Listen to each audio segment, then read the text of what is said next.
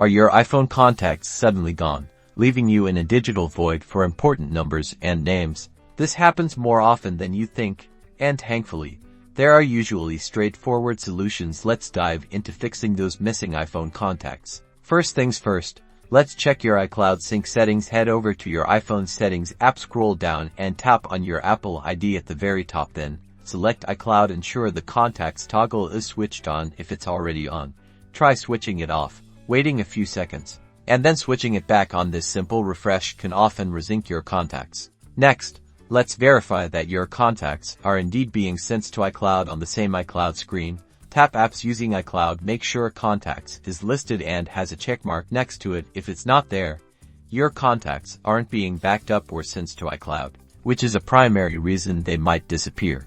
Now, open your Contacts app. Sometimes, contacts aren't truly missing, but simply filtered out. Tap Groups in the top left corner of the Contacts app. Make sure that all iCloud or all contacts is selected. If you only have specific accounts selected, your contacts from other sources won't appear.